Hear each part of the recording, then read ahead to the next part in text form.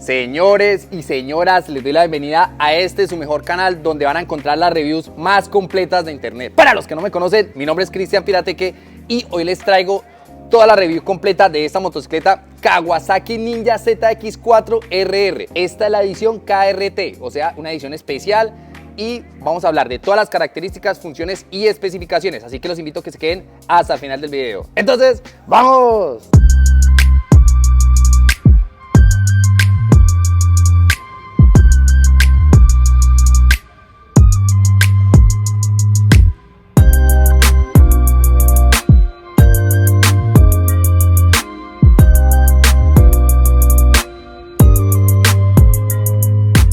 Cuenta con un motor 4 tiempos tetracilíndrico con una distribución en línea, lo que quiere decir que tiene 4 cilindros y todos tienen la misma orientación, con un diámetro del pistón de 57 milímetros y una carrera de 39.1, lo que quiere decir que tenemos un motor súper cuadrado, ya que el diámetro del pistón es superior al diámetro de la carrera, para un total de cilindraje de 399 centímetros cúbicos y una clasificación DOHC, que significa Double Overhead Cancha, o sea que tiene 2 ejes de levas encima del cilindro. Cada cilindro tiene 4 valvulitas para un total de 16 valvulitas.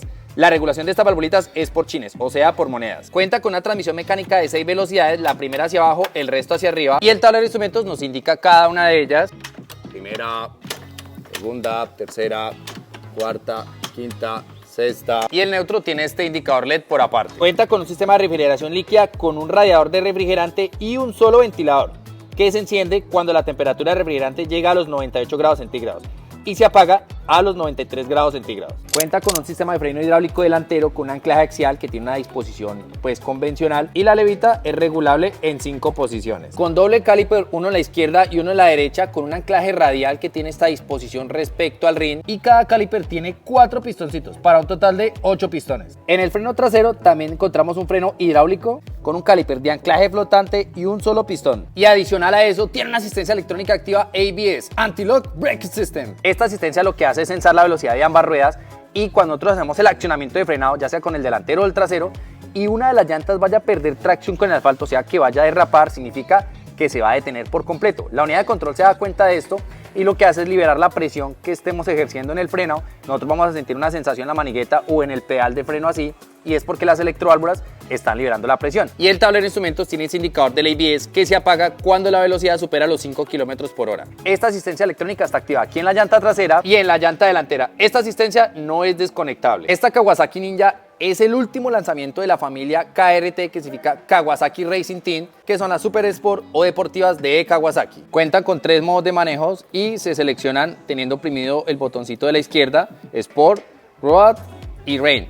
Cada modo de manejo entrega cierta potencia y eventualmente las asistencias electrónicas son más intrusivas. Donde hay una gran diferencia es entre Rain y Sport, que Rain, la asistencia electrónica del ABS y el control de tracción, es mucho más intrusivo, a diferencia del Sport, que es un poco más permisivo. Tanto la luz de la matrícula, el stop y el frenado son completamente en LED, al igual que las 2 direccionales traseras, como el de las 2 delanteras, son completamente en LED. El disco trasero es convencional de 220 milímetros. Y los delanteros son de 290 milímetros. Pero a diferencia de los traseros, estos tienen un anclaje flotante, lo cual está diseñado para permitir más carga y más exigencia al momento de la frenada, ya que permiten una pequeña dilatación. Acá hay un pequeñito juego radial entre el disco flotante y el disco fijo. Esto es para que cuando adquiere alta temperatura, porque cada vez que hacemos el accionamiento del frenado, aquí se desarrolla bastante temperatura, lo que hace esto es dilatarse, y cuando se enfría va a regresar más fácil a su forma original. Así que estos discos son mejores que los discos que son fijos. Cuenta con una asistencia electrónica activa Quick Shifter, o sea cambio rápido, que podemos bajar marchas y subir marchas sin accionar el embrague. Esto lo hace a través de este sensor que envía una señal cuando vamos a bajar marchas o a subir marchas a la unidad de control, y funciona cuando vamos en aceleración a más de 2500 RPM sin accionar el clutch, como les decía, y sin soltar el acelerador se puede subir marcha. La unidad de control lo que hace es cortar un momento la inyección, o sea, como que apaga el motor un momentico para liberar la tensión entre el motor y la transmisión y que entre el cambio suavemente. Pero para bajar marchas sí hay una diferencia, porque necesitamos soltar el acelerador, accionar el cambio hacia abajo sin accionar el embrague, y va a entrar el cambio. Esto lo hace dando un pequeñito golpe de gas, o sea, una pequeña aceleración, para que el motor se compense con la velocidad de la transmisión. Para eso es necesario que el acelerador sea electrónico, o sea, este acelerador es electrónico, no es de cable. Esta asistencia electrónica de Quick Shifter se puede desconectar. Bueno, una pausa aquí para un buen café. Ya saben, ustedes mientras tanto pueden ir dando like al video, suscribiéndose al canal y activando notificaciones. No se vayan, suscribirse. Quiero enviar un saludo muy especial a nuestros amigos de Pro Caliper Motorsport. Están ubicados aquí en la ciudad de Vancouver, en el estado de Washington, que me prestaron esta Kawasaki Ninja para hacer este video y este análisis.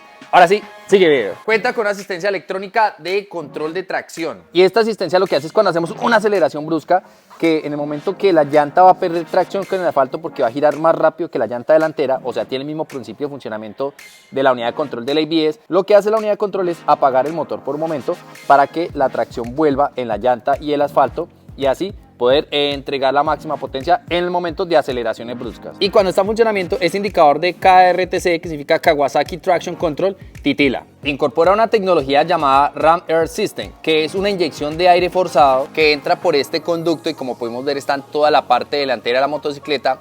Entonces, este conducto tiene dos salidas, una a la derecha y una a la izquierda, que va conectado directamente a la caja filtro. ¿Qué quiere decir? De que cuando vamos a una mayor velocidad va a entrar más flujo de aire a la caja filtro y esto incrementa la potencia de la motocicleta, que por cierto, la potencia total de esta motocicleta es de 80 caballos de fuerza a 14.500 RPM y 39 Nm a 13.000 RPM.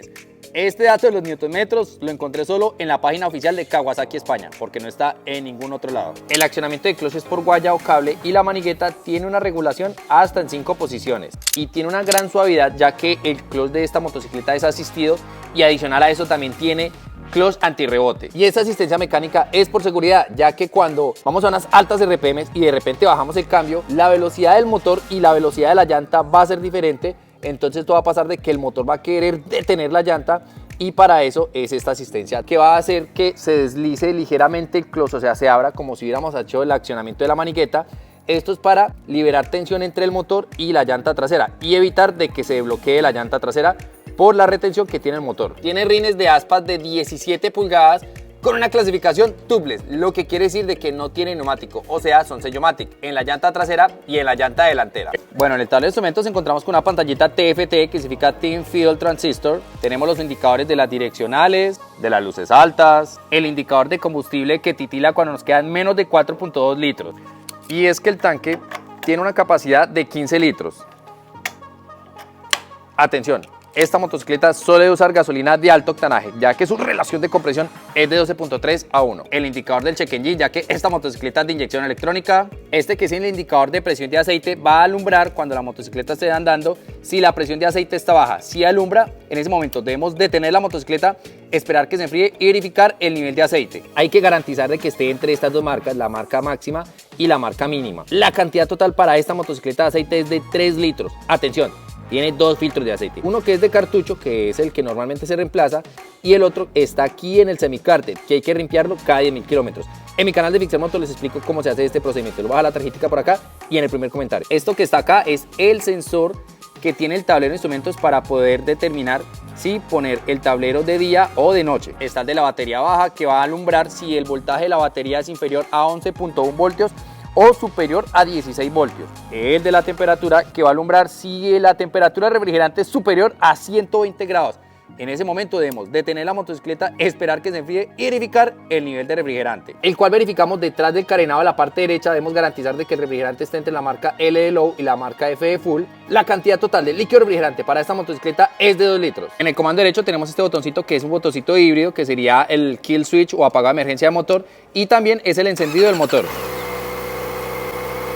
Y este botón Select, que es para interactuar con el tablero de instrumentos. Y en el comando izquierdo tenemos luces altas, luces bajas, luz de paso. Este botoncito que es para interactuar con el tablero de instrumentos, el contador de vueltas, el de las direccionales, estacionarias o luces de parqueo y el pito o la bocina. Tiene una suspensión delantera invertida marca Showa de 37 milímetros, que es ajustable en precarga. Tiene en la suspensión trasera un monoamortiguador con una disposición horizontal, también de marca Showa, ajustable en precarga y en rebote. Los espejos son retaíbles.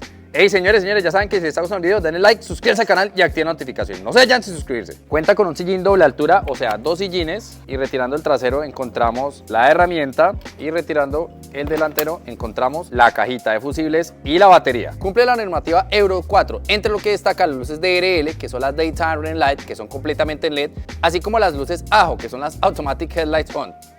La baja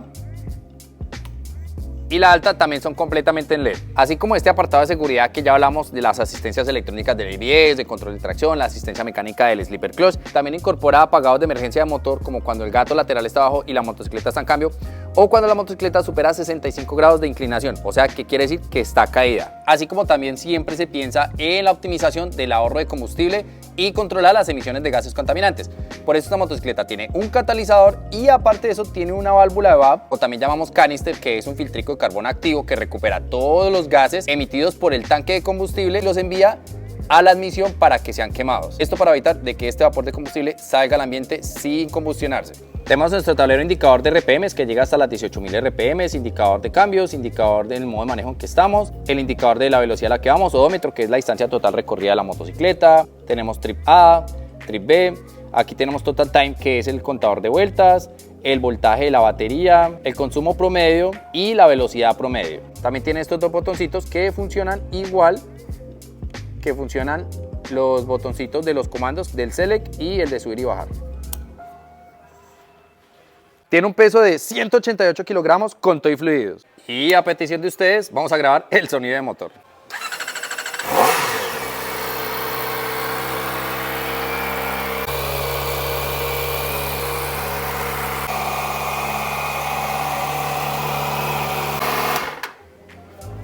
Hey, muchas gracias por el video. Ya saben, antes de irse, suscríbanse al canal. No se vayan a suscribirse. Por favor, escríbanme acá en los comentarios qué otra motocicleta les gustaría que hiciéramos una review y un análisis como se lo hicimos a esta. Los voy a estar leyendo. Entonces, hasta la próxima.